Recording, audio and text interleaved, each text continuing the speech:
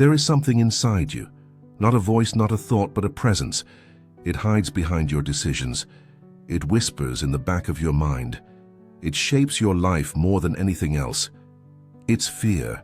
But what if fear isn't what you think it is? What if fear isn't just an emotion you feel, but a ruler you obey?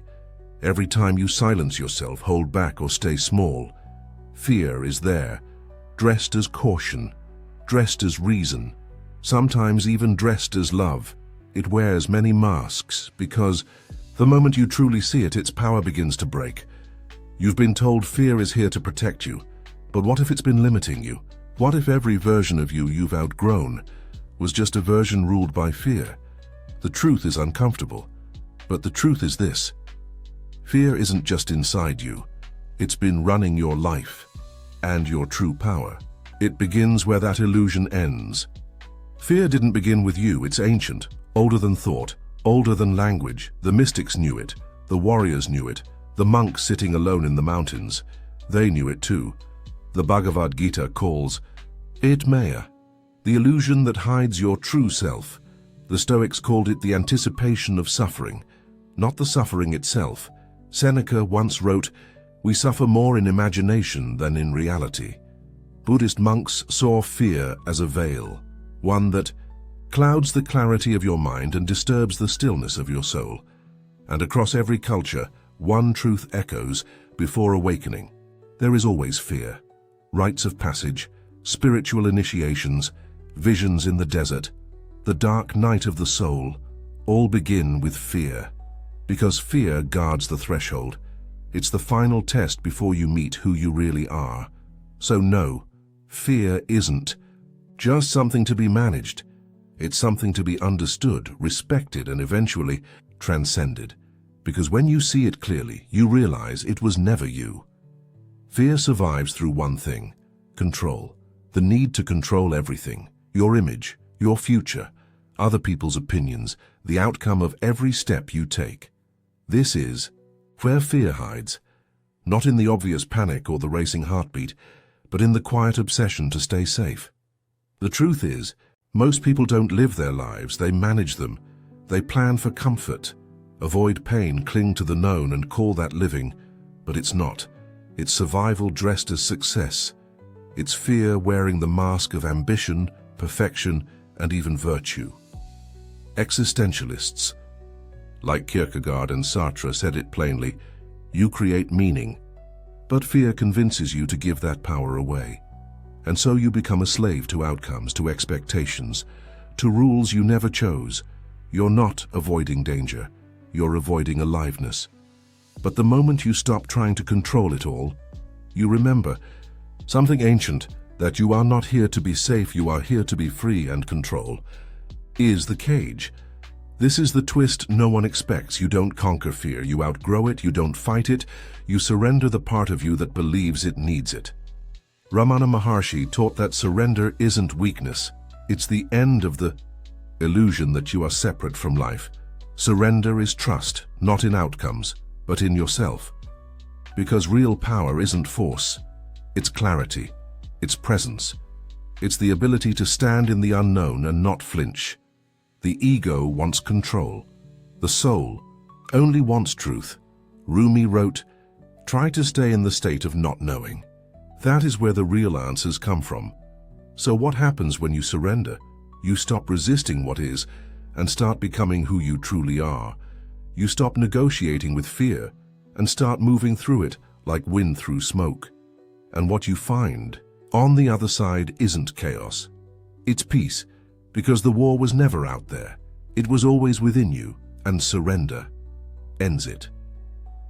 This part hurts, and it should, because fear doesn't just hold you back, it builds your identity, the false self, the mask, the character you play to stay acceptable, safe, and loved. But that self is built on fear, and when fear fades, so does the mask. Jung called it the shadow, the part of you you hide from the world and from yourself. But it's not evil, it's wounded, afraid, buried. To meet it is terrifying, but to ignore it is to stay asleep. The mystics knew this too. Every resurrection follows a death. The phoenix must burn. the snake must shed its skin. So if your life feels like it's falling apart, maybe that's good. Maybe it's the death of who you're not. So you can finally meet who you are, because on the other side of that disintegration is something holy, your true self, not controlled by fear, but born from truth. Now the choice is yours, and it always was. You can return to comfort, to numbness, to safety, or you can step forward into the fire. Not because you're fearless, but because you've stopped obeying fear. This is the path of the warrior, not one who battles the world, but one who faces the war inside. The Gita says, you have the right to act, but not to the fruits of your actions, which means do the right thing, even if it scares you, especially if it scares you. Viktor Frankl survived the unimaginable, and he still said, everything can be taken from a man but one thing. The last of the human freedoms, to choose one's attitude in any given set of circumstances. You always have that choice, to move with fear or to move with truth, and the warrior always chooses truth. Imagine this, a life where fear no longer makes your decisions, where your actions come from alignment, not avoidance. What does that life look like? You speak when you have something to say, not just when it's safe. You love without armor, create without apology, live without needing to know what comes next. Mandela did it. Lao Tzu taught it, and so can you. Because what fear hides from you is the life you're meant to live. Not a life without pain, but a life without self-betrayal. The moment you stop listening to fear, the world becomes open again, not because it changed, but because you did. And through that shift, you become something. Rare, a human being, awake.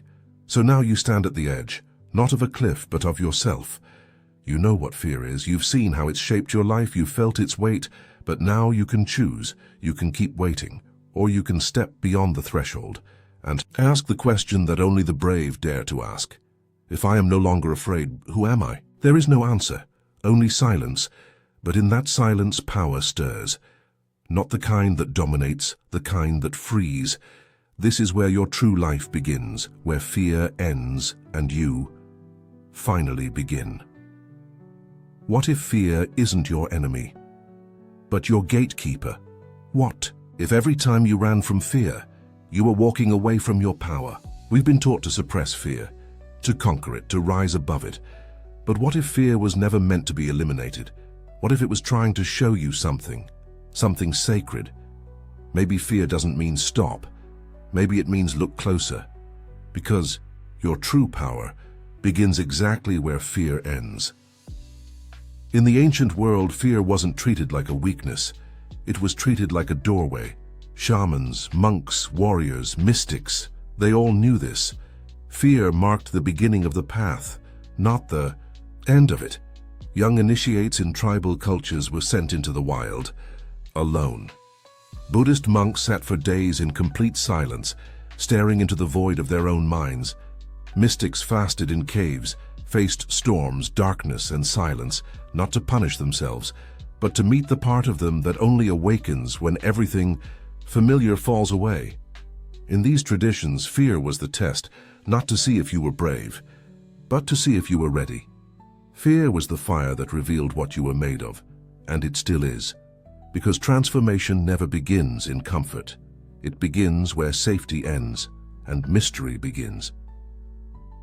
Modern psychology confirms what the mystics already knew.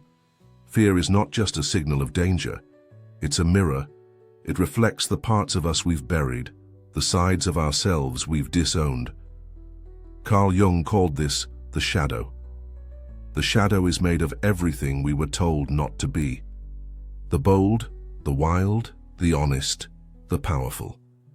And fear rises whenever that buried self tries to emerge. You don't fear failure. You fear what success might demand of you. You don't fear rejection. You fear being truly seen. You don't fear change. You fear leaving behind the identity that once protected you. But here's the truth. Fear doesn't block your growth. It reveals where growth is trying to happen. Every time you meet fear with awareness, you pull a piece of your soul out of hiding. Every time you walk toward it, you reclaim the parts of yourself you thought you had to leave behind. Fear doesn't want to destroy you, it wants to show you what you really are. There's a fear that goes deeper than thought. It's not about spiders or heights or failure. It's the fear of not knowing, the fear of silence, the fear of losing control. This is the fear that rises when your identity starts to dissolve. It's what Zen monks encountered when their minds became still. It's what seekers found at the edge of meditation, when the self starts to fade and something vast begins to open.